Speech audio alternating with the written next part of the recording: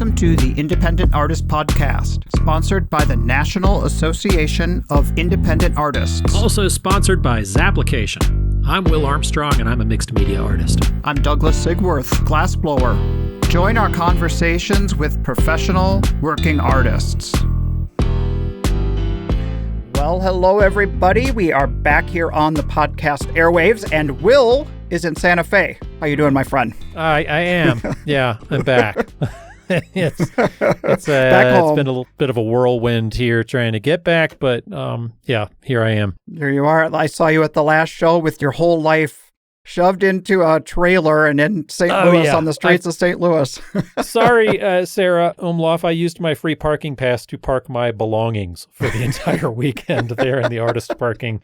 It looked just like an artist vehicle, and it had the pass, but it had my dirty undies and stereo equipment and all that good stuff. So, yeah, it was funny though. I was able to help out a good friend, Allison Antleman. Oh, sure. Needed a tent and some display stuff, and I don't know if you've ever gotten help from somebody, but you always feel a little bit at their mercy. And Allison was like, "Oh my gosh, thank you so much." And I'm like, "Allison, I could literally set up like 4 booths right now. Like you don't even.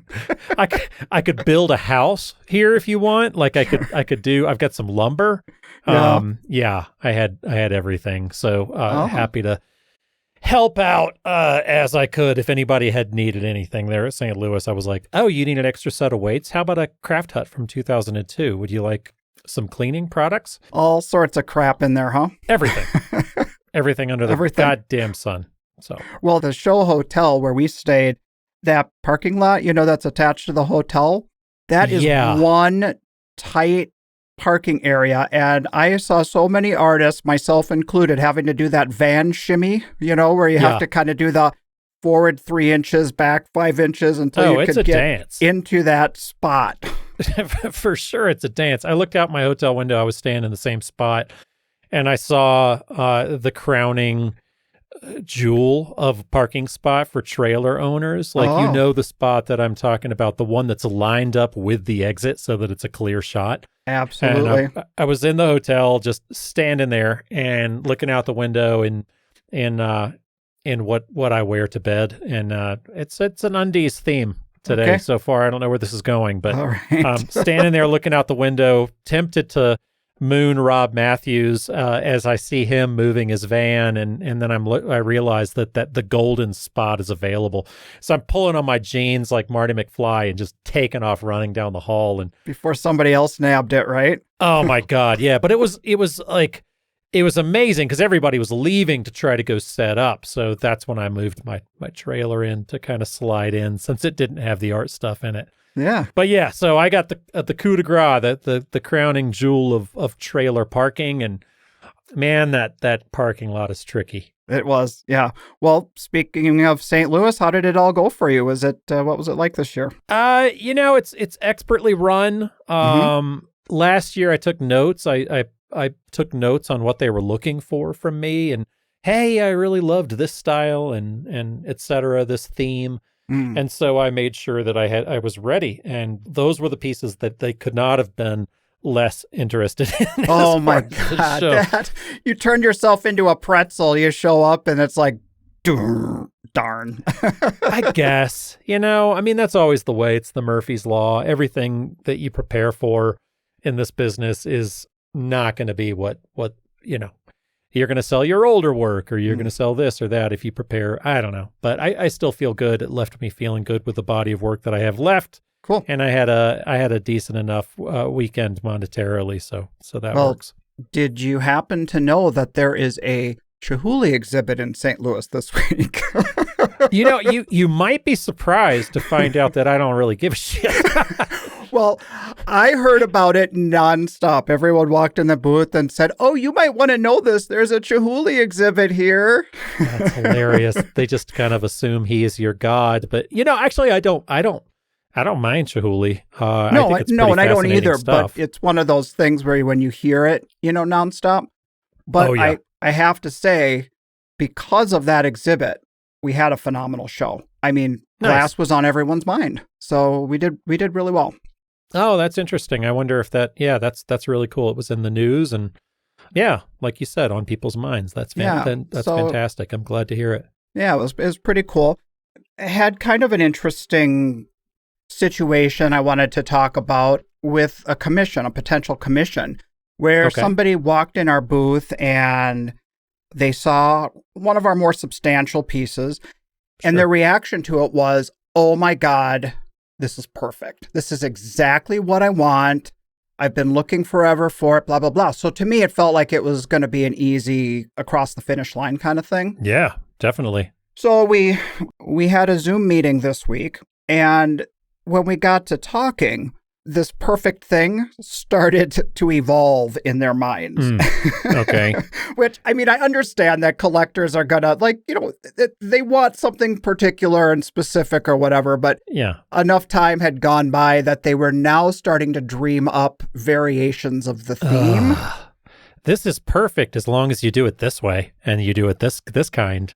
And do you do little angels? Can you put angel wings on these?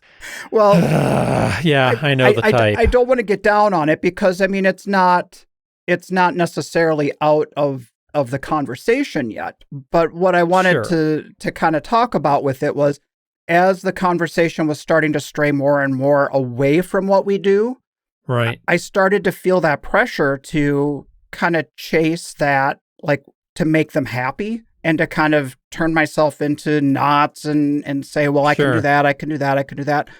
And then it kind of settled in over me, like, the complications of trying to make this piece that they're envisioning that is different than what they saw is not going to make them happy ultimately. And I don't think I'll be successful at it. And it's, time and energy into something that didn't necessarily feel authentic anymore. So, right. Did it happen to match up with somebody else that you know?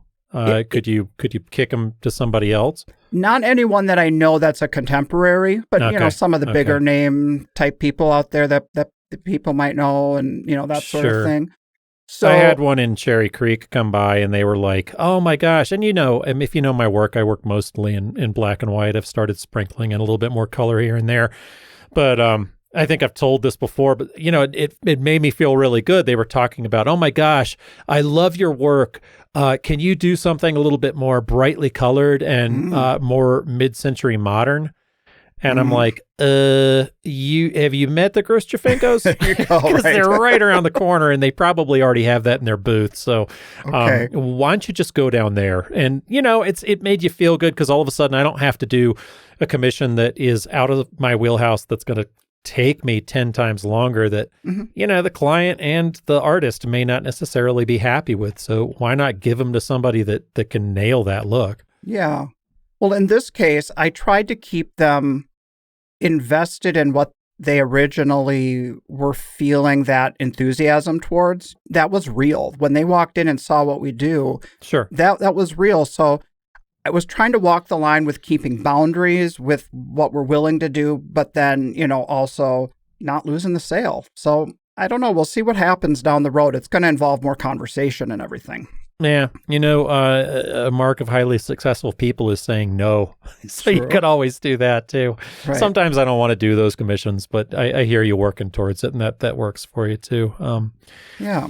All right. What's next for you? Are you going back to Plaza next weekend? We are. We're getting ready for the Plaza Art Fair in Kansas City, but it really is starting to feel like we're wrapping up this year. We just have 2 more shows. So we have Plaza next week, and then we don't have a show till November, and that's it for 2023, and I'm so excited about it. Yeah, I'm ready to put a fork in it, but I've backloaded my year, so I'm not quite ready. Well, that'll be interesting. That I'll see it in La Quinta. I've never done that show. I've never shown.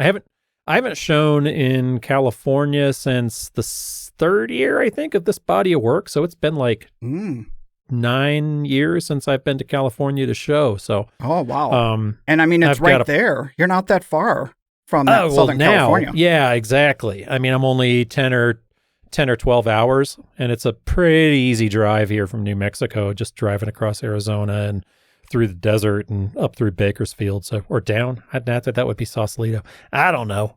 I just wanted to say Bakersfield because the last time I drove, I got to see Merle Haggard Highway, and that made me happy. Awesome. That's great.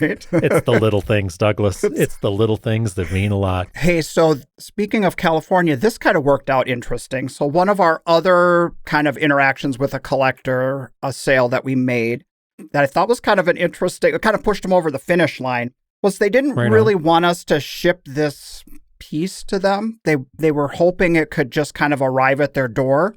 Right. They bought it in St. Louis, but their other home is in Denver. So Denver is on the way to this other show we're doing in Southern California. And when I told them about the kind of the lineup, they were like, done, pulled out the credit card, said, let's do it. But it made me think about a shift that's kind of been happening with how I collect customer names this year.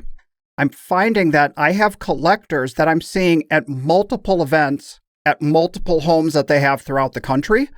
Nice. And so I'm kind of stopping the whole idea of categorizing by show and only saying I'm going to send my emails to the people in St. Louis or my people so in you're you're saying that there's something to the fact that I just have one mailing list and everybody, it's like if I'm showing an artist fair, then the people in Denver are getting an email. Is that what you're saying? It's okay. I'm saying you're finally in style, Will.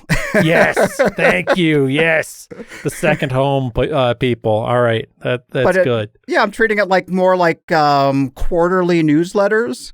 And giving a list of shows I'll be at and that's and kind of things we're working on. So that's kind of a different approach than what we've done. Speaking to that, I had a client that came to see me in St. Louis that bought something for me that, again, they were mailing list because they were in St. Louis to see Guns N' Roses. So they had come down from Chicago. So if I'd batched it, but it would have probably been in the Midwest batchery. But Axl got sick, so they didn't get to see it. So they got to go to the art show anyway. So they came specifically for that, but then last minute the concert was canceled? Correct. That is correct. Serendipity, right? They show up at your door. Yep. So the thing I loved about this past weekend was the crowds were huge.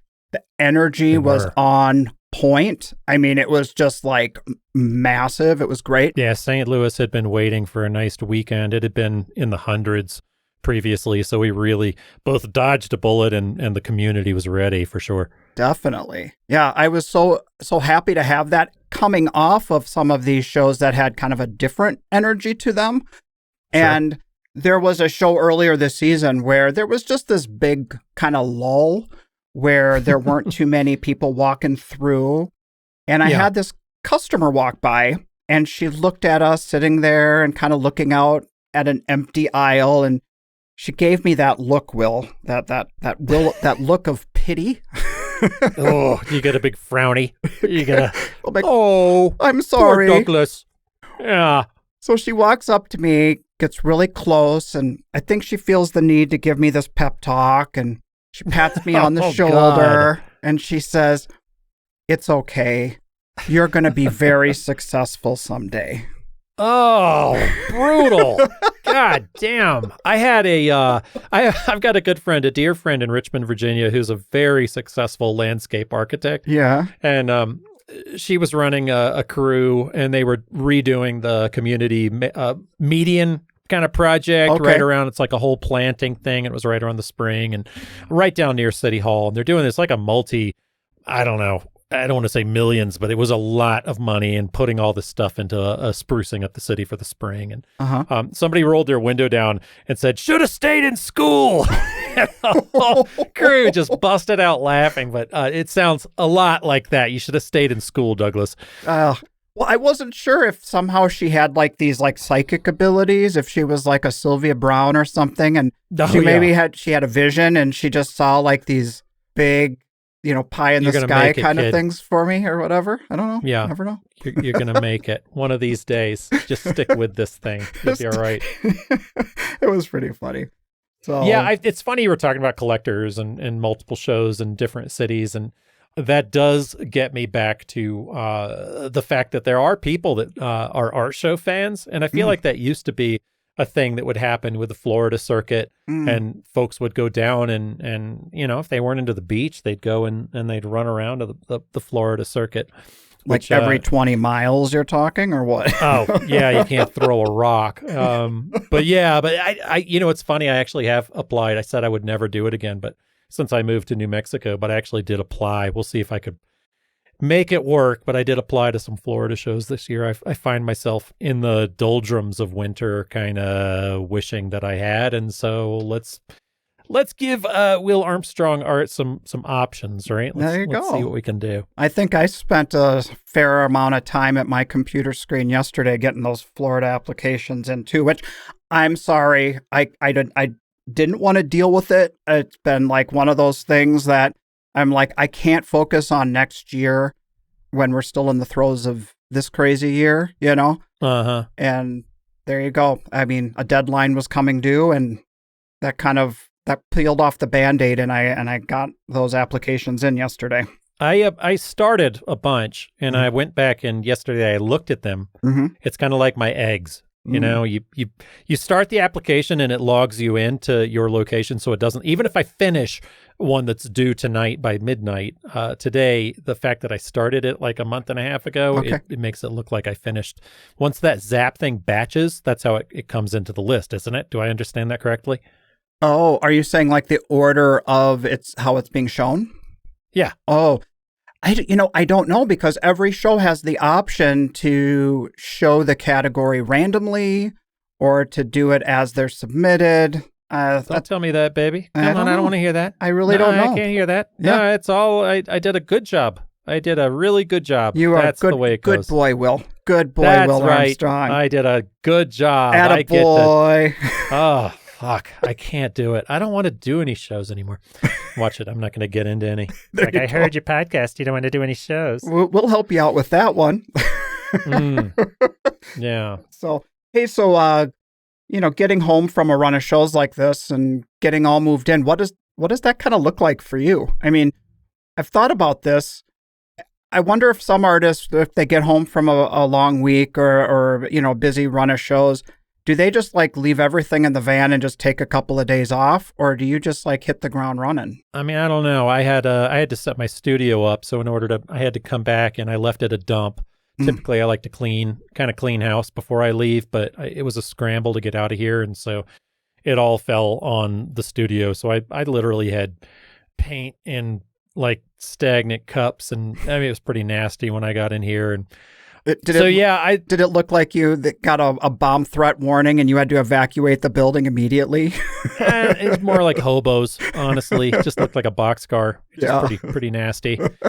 So I set my studio up, and typically I will leave everything in the van. I treat the van as a storage facility. I never unpack. I was curious if your work can sit in the van, and if it gets damaged, it's fine in there. It doesn't get damaged. I keep it all varnished and everything. It's not like it's temperature controlled, but I keep it all tight, so hopefully it doesn't warp. But no, I don't take anything out. I typically leave it. Besides laundry, there's the Dirty Undies theme of the broadcast. Circling back.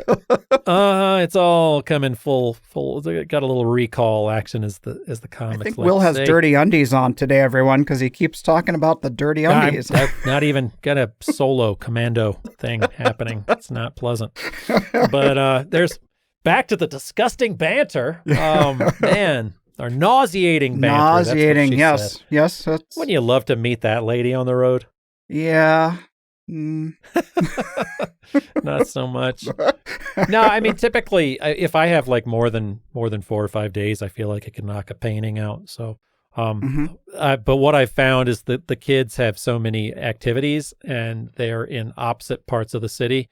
Like I'm 30 minutes into town during rush hour, and then 30 minutes back, it's also during rush hour, and no kid is synced up. Like they got to go home and then get to volleyball. Like there's a 2-hour break, so you got to get them home, and one can take the bus and get home, but then you got to get out there to get her, which is the opposite time of picking up the other one from cross country. And I cannot wait until my kid can drive, because it's making me insane. Is that around the corner? Is it coming up, or how old is she? She's 15. She just got into driver's ed training, so she'll get her learners. So she's 9.5 months until she can drive on her own. So next year, but yeah, next summer she can get her driver's license and good God. I mean, I remember those days. You get home and it's all about family again, and then the whole juggling of, because our show life, it occupies so much energy and focus, when we go off to these shows. And then it's almost like we have to we forget about the stuff at home, and then you get home and then it's like you've got all of it. You've got your art, your work, and then you've got the regular stuff. I'm spending about 4 hours in the car a day. I'm not kidding. Like 4 hours of drive time. I've already burned through, in 3 days, I've burned through a full 30-gallon tank of diesel. Jeez. Yeah. Wow. It's 4 hours a day. So an hour in the morning, and then the activities. There's no carpooling. I don't know a single one of their friends' parents. They're like, give me your friend's parent. I don't have their number. Yeah, right. Convenient. God. There's no carpooling today. It's just a nightmare. Just everybody driving all at once. Oh, you're saying like in this day of raising kids that people just don't carpool? I mean, no, not at all. Nobody ever. It's one parent and one kid, and there's nobody works together. It's just a nightmare. Gosh. That's just probably because I just don't know anybody. Yeah. Well, our kids hated the idea of riding the bus, and we were like, "You are taking the bus," because literally, I mean, you can get a one piece made, and you have to turn around. Your day is already about being a taxi. Yeah. I hate riding the bus. Well, guess what? I hate you not riding the bus. Exactly. And my hate is advanced adult hate, and it trumps your child hate. And so you get to get on that goddamn bus. I actually succumbed to that whole thing, and I was like, I don't know what I thought. It was going to turn into West Side Story, and they'd take a shiv. But I was like, oh, you don't want to put them on the bus. And I was like, why the hell not? Unfortunately, they do after school activities, and they can't ride the bus because there's no bus that's picking them up from sports. Mm-hmm. So you want them to do sports and music, but then that's where you got to give them a ride. It sucks. Yeah, it sucks all the time. My backdoor neighbor at the last show was Steve Urin. Was talking all about that whole juggling of kids and show life and how hard it is to get home, and you don't have the time to recoup from your weekend, and you are full-on parent, and what you just described is the total stress that we all go through. Absolutely. And also the fact that, being a divorced parent and sharing the kids with their mom, when we have them, it's all of a sudden it's like go time all the time. And same thing for her. And it's like, she's got to be the one, and definitely. It's just it's a different kind of juggling. Looking back on your conversation you had last season with Annie Bissoni, and you were saying it's like I can remember the conversation where you were saying that when you have your kids, it's almost like your art time gets really squished, and when they're gone, definitely. You can be really productive in the art business, but otherwise it's all about dad time. Yeah. Yeah. I mean, that is the case. Luckily, I mean, I did get a studio downtown so that I can at least get an early start.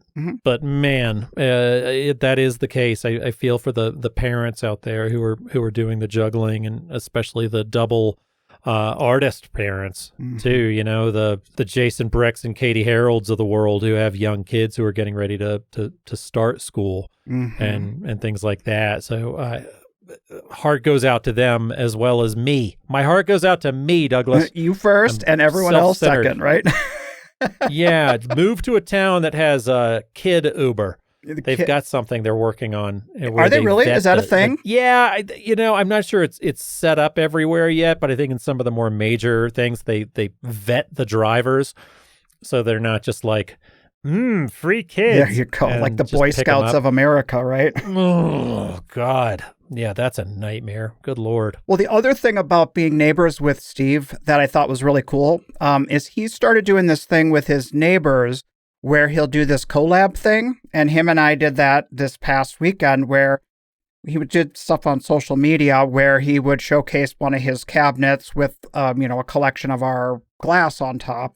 And that had kind of an interesting reaction. We had a lot of people see our work who wouldn't normally have seen it, through his followers, and the same with me, people seeing his work who are our followers. Yeah, that's smart. That's really cool. Yeah, so shout out to him. It was his suggestion, and I really am happy that, that we did that. Pretty cool. Was that just a social media post, or did he have one of your pieces in his booth? We did a collaborative post that we sent out to all of our followers that then gets shared. Gotcha. And he has his one of his older daughters work on that. So she kind of is in the loop on how to get that stuff out there. I think some of us 50-year-olds are still feeling like we're trying to figure that whole system out. I don't understand. What's the difference between a reel and a story? I actually don't know. I'm making, Rip Van Winkle voice, but that's because I have a long white beard. I don't understand it. Yeah. But no, I just push buttons wildly when I'm doing that. Yeah. I'm doing a reproduction. I shouldn't have done this. I'm going to own this one. Okay. I am a huge collector of printmaking, right? I love lithography and linocut and real woodcuts. Oh, nice. And, the Harmstons and I mean, all sorts of people. I don't want to just get off into listing, but right. My wife and I are both big fans, and we collect it. Mm-hmm. So it's pretty shitty when you go out and you call your reproductions prints. Oh, but, yeah, right. You're not supposed to. You're supposed to call it reproductions, and I typically do, but just add to the confusion. You do. It's like, well, I pressed print. It's a print. F you. No, you can't do it. But I just did it. So I just did that on Instagram. I did a big reproduction drop. But okay, I'm going to ask you a question, just aesthetically, okay? Okay. As you're a radio guy now, right? I guess I've officially dipped my toe in the water. Absolutely. Okay, you're a recording artist. Okay. So what sounds better as far as like alliteration and kind of your onomatopoeia? Okay. Reproduction drop or print drop? Of course, print drop. Print drop sounds rock and roll. Yeah, for sure. Print drop 2023 in your face. Mm-hmm. So yeah, it looked better. It sounded better. Reproduction. It's got 3 syllables. So sorry, Carol Swayze. It sounds like a robot, Yeah, reproduction. Well, you are a robot, you goddamn machines. That's what they're thinking out there. So I apologize in advance, but I did a big thing and updated my website and called it a big print drop because I've been lazy and had not put any of my reproductions on there. Well, it got me excited. So, I mean, I've got some of mine picked out, and any listeners out there want to check out your print drop, go online. Don't do that. I didn't pay for any advertising. Go online and get it. It's a good deal. It's good work. All right. It is 20% off. This episode of the Independent Artist Podcast is brought to you by ZAPP, the digital application service where artists and art festivals connect. So I've started using the events list feature in ZAPP to search up some different shows to fill those holes in my schedule. I feel like I should have something to say, but I wasn't really listening to you because I'm looking at the events list right now, and It's pretty cool. Okay, so you drop the menu down, and there at the bottom, go scrolling all the way, about third thing down in the smaller print, it just says events list. That's right. All of the shows appear here regardless of their application deadline. So you can use the filtering and the sorting to narrow down your search so that you can find that right show that fills your desired time frame or location. I know a lot of people love that calendar. I like seeing the list of events. I like scrolling through and doom scrolling late at night. It's like online dating. They don't let you swipe left or right, but you can figure out who you want to date in the coming up year. Yeah, that's really cool about what you got going there on your website sale. But I wanted to also take this opportunity to give a little bit of news about our sponsors. Oh. So I know, Will, you're not on the board of NAIA anymore. No. Nope, you have. I'm not. You stepped down. I did. And by stepping down, that means that I no longer feel bad about not attending the meetings. There you go. I just don't attend any meetings still. So really no changes. I just, not on the board. All right. Well, got it. I do want to share some kind of new things going on with NAIA. We've got kind of a facelift going on. Right on. We're updating the whole look of our marketing. So there's a new logo. There's a whole new website that's about to get launched.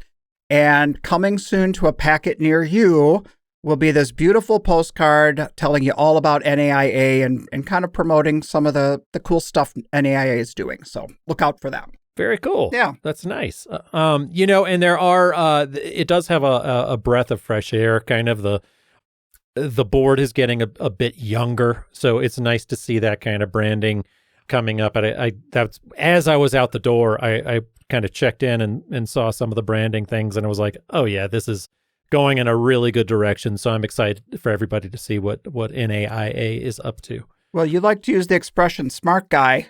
We were smart guys this go around here, Will. We decided to hire somebody that is actually in marketing. Andy Yucatel, Reiko Yucatel's husband, that's his job. I mean, he's very cool. Website designer, marketing, and sat down with the board, talked about kind of our vision for what we want to communicate, and he translated that into a whole layout, and it's beautiful. So look forward to that, everyone. Very cool. I'm excited about that. Also, as far as sponsor news goes, ZAPP is still doing their survey. So get your voice heard on that. You can see it right as soon as you go to zapplication.org. Right up there at the top of the kind of splash page, they're asking for your input. Right. So make sure you check that out. And it's good. I mean, it's like if you have the opportunity to express your experience, take it. I mean, if there's something you want to communicate, then do. Absolutely. And if you're not the type to fill those things out, then you especially are the type that they want to hear from, because I typically feel like it's almost like polling, when the polls get all so screwed up. It's like, well, you're missing the entire audience of people that don't like polling. Right. So that's why it all gets screwed up. So be loud and proud about it. Douglas and I have both gone on there and filled that sucker out. It's super easy. Just take you a couple of minutes of your time and just do it while you're procrastinating your next application online. So check it out. So like Will said, you can click the banner at the top of the page, or I will have the direct link in the episode notes, so you can just open it up on your phone and click. Now, Douglas, you've mentioned those episode notes a couple of different times. Yeah. Where does one find those episode notes? Is it on the just where you stream the show? Is that what you're looking at? Yeah, whatever your podcast service is, if you open it up and hit see more information, it'll open up a page information about that particular episode. Yeah, it'll talk about the guest that's there, what we're going to talk about, links, all that good stuff. So check that out. And while you're filling stuff out and you're in a big filling stuff out mood, drop us a review and let people know. The more people that review the show, the more people that hear about the show. Right. So we have had quite a few listeners over our time. We have had over 50,000 listens to our show. So that's been pretty exciting. Little benchmark for our little podcast that could. So thank you out there for listening to the broadcast. We gave ourselves a little pat on the back at that point. I mean, that was a kind of a nice achievement, don't you think? Absolutely, I think so. Yeah. So speaking of those 50,000 listens, a lot of those questions and comments and things that our guests make, while Douglas and I are putting these things together, a lot of times we don't have time to go back and talk about some of the things that were said and some of the interesting points that some of our guests have made. So we thought we'd take the opportunity this week to kind of rewind the tape on the past episodes and review and comment upon some of the things that our guests have said. So do you want to kick us off, Douglas? Sure. I mean, there's a lot of times like we've had to record our preambles just for timing's sake ahead of the recording. And so when I'm editing the interview, I'm thinking to myself, oh my God, I wonder what Will thinks about that. Or, oh, I wonder what he would say about that. Right. And so I've kind of gone back through the last year and pulled out some of the points that we've talked about with our guests, but I don't know that we've actually addressed with each other. No. Yeah, we never really get the chance. It's funny. We have some things in the can where I'm like, oh, what a wonderful talk you just had with so-and-so. And like, you haven't even talked to him yet. like they're still, like you still at this point haven't interviewed him, but you can pretend, you can put me through AI and make me say just about anything you want at this point, right? You're telling all the secrets, Will. I got him. I'll lay it. It's a break down the third wall, Douglas. All right. So what's the first one you want to kick off? What's the first person here? Okay. So this last year, we had 3 guests who brought up The Hero's Journey by Joseph Campbell. Yeah. I've never read it. Have you read it? I drank a lot. I can't remember. You can't remember. I can't remember. No, wait. I can't, but who? No, I have read it. Absolutely, I have read it. Okay, well, I get the theme, which is like the idea that, which seems really fitting within our kind of career that we do, where it's like these shows and creating this body of work and the travel. It really does feel like we are kind of putting ourselves out there and kind of like throwing ourselves out there to faith and fate, I guess. But like Trey and Lisa, Christine, and Patricia, they are all kind of talking about searching for their body of work and relating it to that. The hero's journey. The hero's journey. I mean, basically the hero's journey is, I mean, it's going to resonate with you all as you define it, because it's Joseph Campbell's theory, which it describes the common hero's narrative. So somebody sets out on a journey. They have a transformative adventure, and then they come home, right? I mean, what are we freaking doing it every weekend? Right, exactly. As long as you got your eyes and your ears and your heart open, I mean, you have the opportunity to have those journeys pretty frequently doing what we do. Last episode, behind the scenes, we kind of struggled to have a conversation about what we do because we were so in the weeds with just getting ready to get off to the next one. The list was just insane. And it was kind of hard to be kind of introspective about what we make and connecting with other people. But there is just something about that interaction out on the road that is like food for me. I mean, it's a spiritual kind of a replenishment. So when you're talking about that, as far as how you guys tick, are you talking about the people that come to see your work, or are you talking about the people that you see on a semi-regular basis, the artists? The artists. Well, I wasn't thinking about the artists. That is a component, the social aspect for sure. But I feel like the interacting with collectors who get so excited about what we all do. I don't want to just say it's like me, but what we do, it's the source that makes me want to come home and keep working. I don't know. What is that experience like for you? It's twofold. I mean, I do find that during the winter months when I don't have a lot of shows, and I've got that introvert extrovert personality where when I'm left alone, I really want to be left completely alone to make work. And that can go for days and days on end, and sometimes weeks if I'm lucky. I really only just want to see my wife and kids, and that's it. And then at the end of that, I'm like, man, I need somebody to respond to this work and tell me whether they like it. And it's like, I haven't been told I'm great in a while, need to get on the road. Yeah. And then you could also go to these shows, and it's especially damning to the ego when you have gotten ready for a show that's been good in the past, and then you go and you fall flat and you're like, oh my God, not only did it not give me what I needed, it took away from me what I had to keep me going. So that's a danger that I've found myself falling into, just the ups and downs of this industry. And sometimes you're the opening act, which I've said before, and you're the opening act to somebody else's great show, and they gotta have somewhere to walk on the way to somebody else's booth, and it just happens to be your 10 by 10. So it's a tough business, and to keep your heart open and keep making good work when you think it's good and you've had kind of a shit weekend. Man, I feel like I'm one show away from despair at all times and self-loathing. Yeah. It's tough to keep it going. And I know you didn't necessarily ask that with this question, but that's just where it happened to be. And I want us to kind of just go with it wherever it happens, because I know exactly what that feeling you're talking about, where you just, you suddenly feel like you're in a slump, and you need those, whether or not they buy or not, but you need that's something to push up against. Like, okay, I'm not like missing the mark here. The enthusiasm is like so needed for what we do.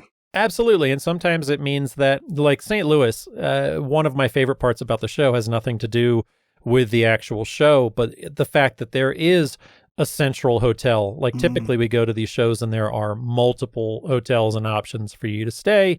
This particular one happens to have a great restaurant, and it's kind of one of the only ones, and it's got a great bar, and pretty much every night, and especially Sunday night, there is just a huge get together of people, and it just means a lot to be able to walk in, and you get to drop in for 5 minutes and talk to David Bjerstrom and his husband Bill, or you get to see Amy and Phil come in and get a chance to talk to them. I think Phil Crone had posted something on Facebook about, he just posted kind of open-ended, God, we're lucky, and that's where it does feel lucky. And I did get a boost from that, of just talking, getting a chance to see Phil and talk to him again in the lounge, and get a chance to talk to some of these other James and Carrie Pierce were in there.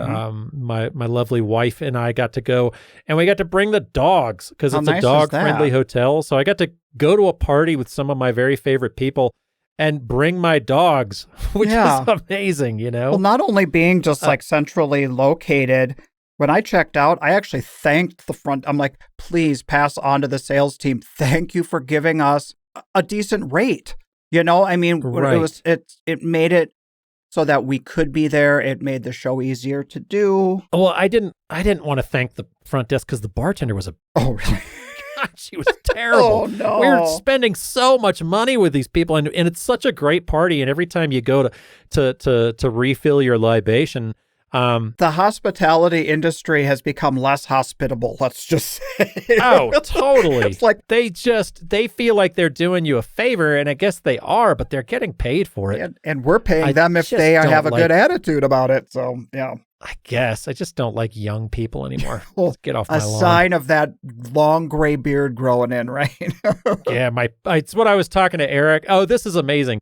Got to tell you a quick story about St. Louis really quick. I was lucky enough to have Erica Iman and her lovely husband Eric and their little one right behind my booth, and what great booth neighbors. But they typically travel in a double booth, or when given the opportunity. St. Louis is one that won't allow you to have a double. You just have a single, no matter whether you have two bodies or whatever. Everybody, even playing field, everybody gets a 10x10 corner. They brought their single booth, but they brought their double booth tent top. So it was totally business on the front and party in the rear. Their booth had a mullet. And they even tied it off in the back with a big ponytail. So that was like, everybody uses their back storage for storage. They had to use it for their booth mullet. So I'll post that on our Facebook page, because with their permission, I took a little snapshot of their booth mullet. That is hilarious, honestly. Yeah, really good stuff. But I did used to say this when I was younger, man, because I've been doing this for 20 years. And when I first started to get into it, and I'd start to get like all salty about certain things, and I had this joke that I could feel my ponytail growing in. Yeah. Because every one of those salty artists were just like, hey, here's another reason that shows suck, and you're not going to be a young man for long. And it's like, you can just feel, you can feel that salt and pepper ponytail growing in. But there you go. Yeah, they had one, man. They definitely, they had it. Well, speaking of Erica Iman, one of the conversations that we had in her episode was the whole idea of risk. And specifically what we were talking about was making of the work. That idea of you push the line without crossing the line. Like it needs to be kind of risky. Like, I could lose this at any minute. And then sometimes we do. I mean, do you ever have that reality in your work? Yeah. And, there are shows that I feel like are more receptive to different avant-garde kind of your weird stuff. And there are shows that they typically will gravitate towards those. And Plaza, I feel like, is one of them. I feel like you can get pretty weird at Plaza if you have the time, or it's a good opportunity to showcase some different work. A lot of these shows are, Cherry Creek, St. Louis, Plaza, a lot of these kind of bigger shows, a lot of times will be those markets for they give you the opportunity to showcase some of your different stuff. And sometimes it works and sometimes it doesn't. So when you think of risk, you're referring to kind of like subject matter, maybe a topic that might be a little edgier or something?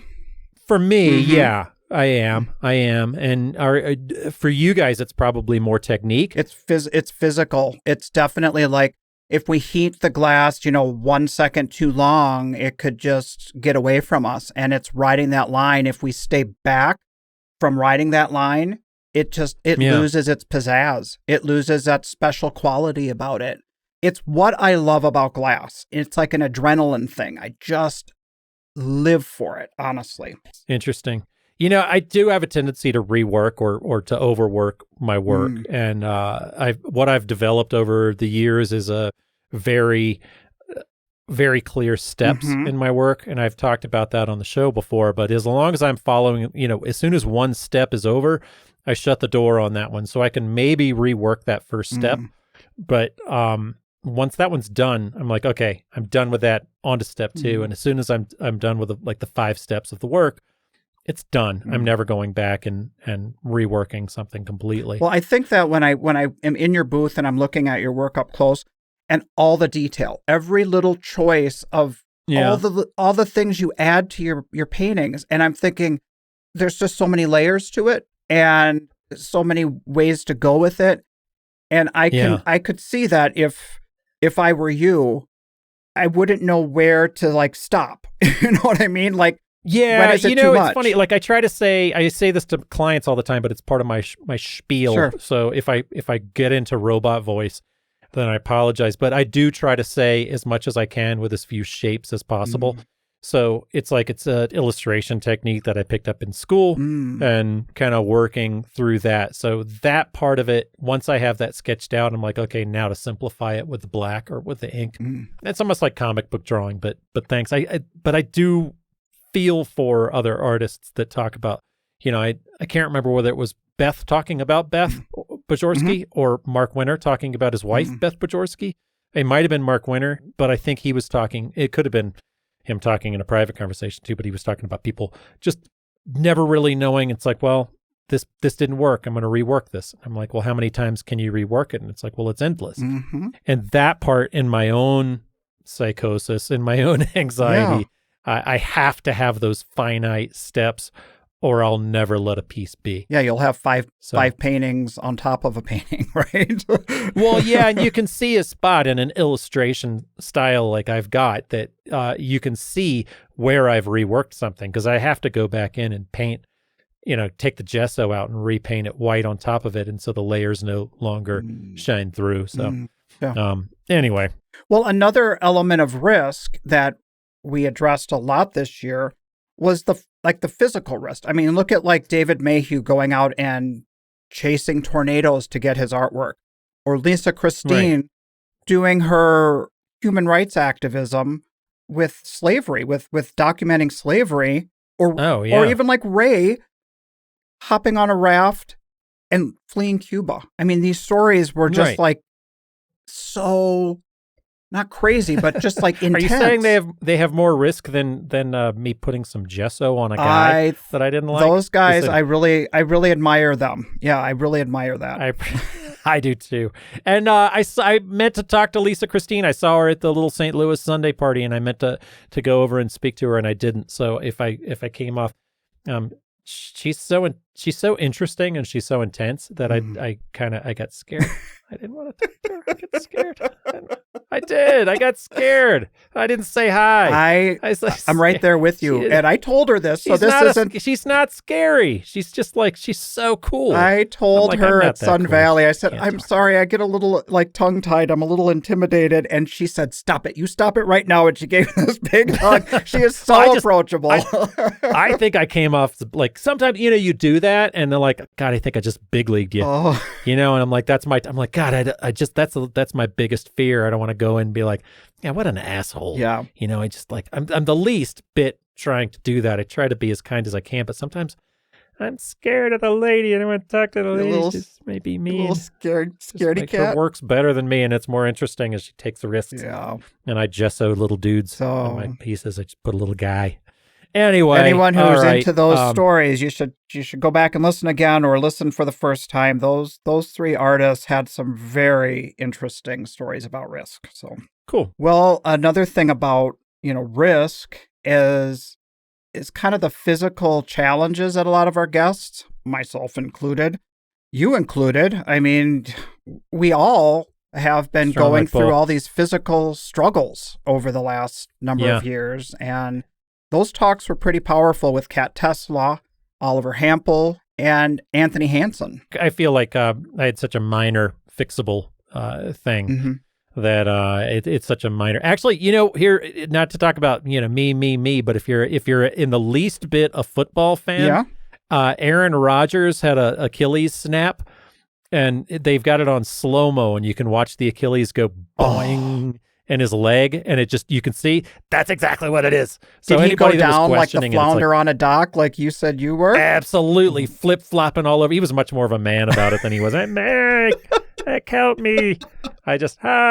He had other muscles to draw from, but he hopped on the cart and was just like, nope, get the cart, and he can't walk. So that was interesting. Yeah, walking around on a flippy floppy Daffy Duck foot. But so many of our artist friends, Kat is just a goddamn inspiration every day. Every time I've listened to that show, she's incredible, and her cancer battle, her and her husband too, because what a good supportive dude he is. So that's an incredible episode. Absolutely. And Oliver going through the next round. Oh my gosh. Right, for sure. His brain aneurysm. We talked about that. Yeah. But the thing that I took away from all of that was what Anthony Hansen had to say. And that was how little it takes as humans to show empathy to somebody who's having a hard time. Absolutely. And that makes all the difference in the world. Yeah. Empathy is what it's all about. And even anybody just kind of going through, whether they're going through either side of a divorce, or it's just a little bit of empathy goes a very long way. And how are you doing, by the way? We haven't talked about your foot. It's been a year since you've had your surgery, maybe a little bit over. It's crazy because we are coming to like the year anniversary of it, and I am having all of these kind of like moments where it's like a full circle thing. Like I'm having memories of last year when I had to pull myself off the road, and I had to prepare for my ankle to be completely rebuilt. And up until about a month ago, I was questioning if I made the right choice because I was worse off than before the surgery. Right. And so it's been a long road. So where do you stand? Where do I stand? What could he do? Where do you stand? Honestly, it's like the clouds have parted, and I'm not 100% there yet, but I am so much closer. I'm better now than I've ever been on this ankle. And I am really starting to feel hopeful and positive. So that empathy that I was talking about, that people have shown me, it's gotten me through. And wow, I finally feel like I'm at the point where, okay, the show season is done. And now I can start focusing for the first time in a couple of years on innovating and starting to do the things that Renee and I have had to put on hold in the studio. And we can actually start trying new things. It isn't just like sticking the thumb in the hole in the dam. It's right. Finally a creative period again. So I'm looking forward to that. That's incredible. I'm really, really happy to hear that. I remember back at just Old Town in June in Chicago, and you having a really hard time because of the slope of the street, and me not even. I'm like, I was worried about you at that point because I didn't feel like that street was that sloped. Like I'm like that. This is not bad. How's my buddy going to be when he gets to Park City? I was worried about you at that point. So that's fantastic to hear. And I haven't, I remember right before the operation and having some conversations with you about innovations and different ways you want to take some wall pieces and things. So I'm excited for you and Renee having her partner back too, and getting some of that too. So that's fantastic. And the news. good thing is I was talking to Mark Lewanski about this, where how, I don't know if it's different for people who work in a more three-dimensional and with materials, whatever, but when you kind of feel like you've got like a new body coming, or new kind of where it involves experimentation with the materials. Yeah. That this time period that we're giving ourselves is really, it's an investment in your future. I mean, you kind of have to step back from what you can produce regularly to experiment and see where is this going to take us. Yeah. And And where, I'll say this too, because sometimes those steps that we take are not. I did a series that was not successful on the street. It just didn't end up flying off the shelves like I wanted it to. But I did have to learn how to paint a little bit differently.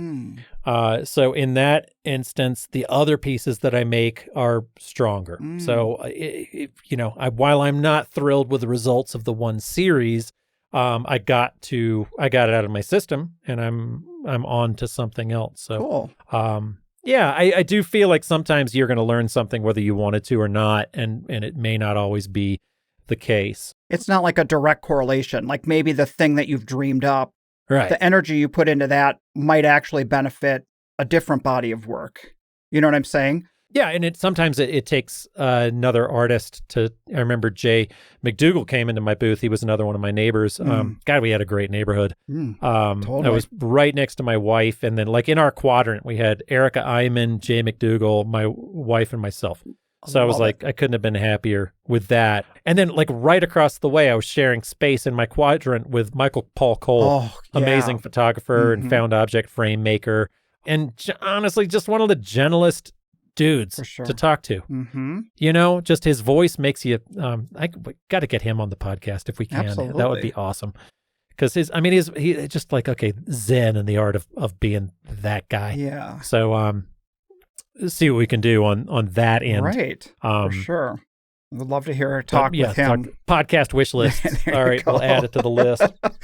And then kind of moving on to another topic we've covered over the year is most recently with Marlena Rose about this idea of high-end, highbrow galleries and feeling like the art show world that we do, the art fairs and stuff, maybe doesn't fit in, like how they can navigate the two together, So we've got like Kirsten Stingel and Tom Wargen. They also talk about doing like, Art Miami and doing the high-end galleries, but then how we can navigate working in this world. Right. What are your thoughts on that?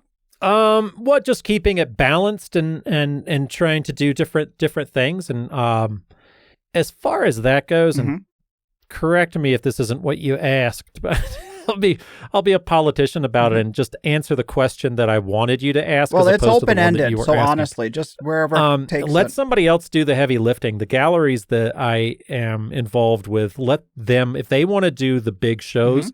I've had a couple of them come to me in the past and be like, "Hey, are you interested in this? If I apply to this show as the gallery, would you be able to help be a force with that?" I'm like, absolutely. What time of year, et cetera. I can supply you with work for that, and I'm on board. That's going to be tricky too. Like it's okay. Well, I don't want to pay for the booth. But I will supply my work still at the 50%, and you do with my 50% that you're taking whatever you want to do. You know what I mean? Like if you want to do sofa or Art Basel or something like that, I'm still gonna want 50% of my sale price, even if it's the only piece that's sold in your $25,000 booth. You know what I mean? Yeah. I still want the $1,500 from the $3,000 painting. Right. So. I don't know. I'm more into letting somebody else take the risk and let that be part of their calculation. Yeah, I do. I hear you there. And I like what Marlena was saying about how when she came out of art school and she had thought to be a serious, respected artist, she was going to go the gallery route. And when she had her entry on art fairs, she felt that sense of tension, that sense of, I don't do that. And she felt kind of snobby about it. Well, I don't do that. But now she has worked her way into that market, and she has found a way to keep both worlds happy and to be funnels that she is satisfied with. And I think that is really, really a cool way to look at that. So if anyone is struggling with how do I navigate art show world with fine art gallery world, she was a good one with a lot of input on that one, I thought. Right. That is a really good part of her talk. And I know I didn't really answer your question, but I do have a hard time Like the one gallery that I really do love is run by another art show artist, so I don't ever run in. They know exactly what I do because they come from this world and entered that world. So I don't really have to answer those questions. I'm lucky in that respect. I like that they come from this world, and I like that what you're saying about, as artists, we get to curate who we work with. Some galleries, if they put restrictions or something on us that isn't comfortable for us in our business model, kind of coming back to what we talked about earlier in this episode, is saying no to them is okay. That there's strength in that. And it's cool that she knows, or this other gallery knows, what your experience is, and it maybe makes for a better working relationship then. It does, yeah. So it's really funny. I was looking for a Chuck Close quote to tell you about artists saying no, and instead I came on a Warren Buffett quote that almost says the same thing, and it's almost like I've talked about different musicians and musical artists talking about the important thing being the space between the notes. This is like the difference between successful people and really successful people is that really successful people say no to almost everything. Wow. And that's a Warren Buffett quote. Oh my gosh. I'll skip the Chuck Close. I mean, because don't we have to be a little Chuck Close and a little Warren Buffett in order to be any kind of success?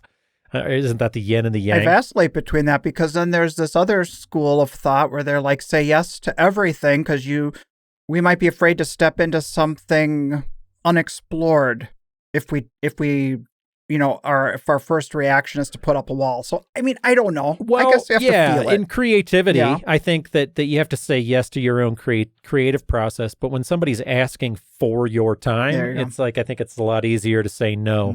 It's a lot easier to say, no, that's not my, can you do this? Can you do that? So I see your style. Can you do this comic book illustration? Can you do this? I'm like, nope. Yeah. Can you do my T-shirt? The only thing I say yes to almost every time is album art. I love doing album art, and I typically do it for free. Okay. So I just like it. Unless it's going to, I mean, the Stones haven't come knocking. I'd probably, I'd charge them. Actually, you know what a Stones fanatic I am? Of course. Yeah, their new album art. They got a new album coming out in October. Oh, wow. Their new album the art is shit. It's terrible. It's some of the worst album art I've ever seen. I would have given it to him for free. Talk about exposure. Good God. Talk about understanding the assignment. And oh, man. Well, it's just like this digital AI looking shitty airbrush 90s. That's hard Adobe when your heroes crap. are not, living up to the album art as you would want them to. Oh, God. I just, hopefully the album's better than the album art. Good God. Well, I've never said this to somebody who comes in and wants a special glass piece, like when they will want something from us and they say we do exactly what they want. And when I get to the end of what they're describing, I'll be like, the only thing in common with what they're describing to me is that it's glass. You know what I'm saying? It's like, right. And I'm like, well, what exactly about my work do you like, except that the material I'm using is what you're looking for? Right. Yeah, you asked me a couple of different times over the show, does anybody say anything stupid to you? And I don't know why I've been drawing a blank, but I'm like, whatever. I guess I just stopped dwelling on it, but I remember one in particular. This guy came into my booth and he saw that he was, he saw my booth sign and, Richmond, Virginia. It's where I lived for most of my life. And he's like, Richmond, Virginia. Oh man, I love Civil War art. And I was like, okay. And he's like, that's what you do.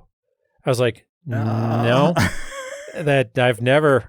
And he's like, yeah. Civil War art. Totally. It's just really, I was like, okay.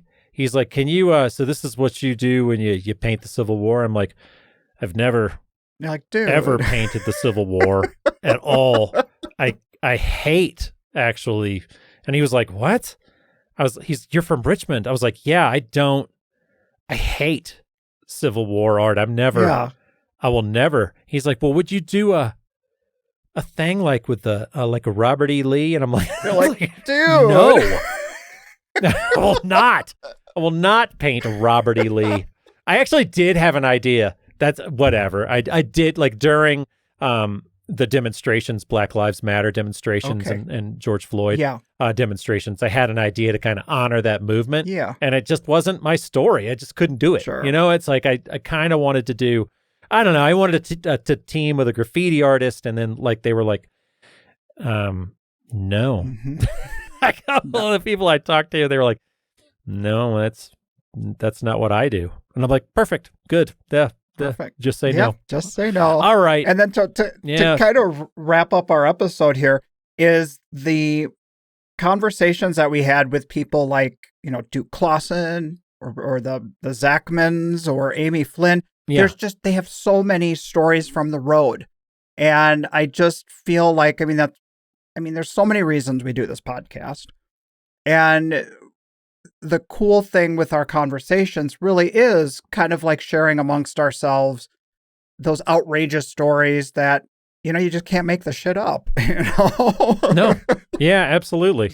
Yeah, I totally get it. It's funny. You really can't. And it's, I don't know, a lot of it keeps you going and a lot of it kind of beats you down. But man, just keep saying no, people. It's it'll get you there, right? That's right. Well, Will, this has been a fun kind of look back and end of this summer kind of wrap up of the season. And it's been kind of a really good talk. I'm really happy we had it. Yeah, it's been a good year for the most part. And a lot of times this thing has kept me going. So I appreciate you, sir. And thanks for doing all the work that you do on the show. You as well. Folks, we've got a lot of exciting things coming up as we get back into our studios and some really fun people to talk to, some information and inspiration, and that's what we're trying to do, as well as a couple laughs. So thanks again for tuning in, and we'll see you in a couple of weeks. All right. See you in the streets of Kansas City. Speaking of Plaza, what do you think they're going to drink out of this year? Is it fish bowls or Campbell Pack? Fish bowls. Maybe this time like a wheelbarrow. I think they're going to be buying Sigworth glass vessels, and they're going to be filling those full of margaritas or whatever. There you go. Fill them with hooch. Put a straw in that and get it done. All right, Douglas. We'll see you next time. All right. Take care. This podcast is brought to you by the National Association of Independent Artists. The website is naiaartists.org. Also sponsored by Zapplication. That's zapplication.org. And while you're at it, find us on social media and engage in these conversations. Be sure to subscribe to this podcast to be notified when we release new episodes. Oh, and if you like the show, we'd love it if you would give us your 5-star rating and offer up your most creative review on your podcast streaming service. See you next time.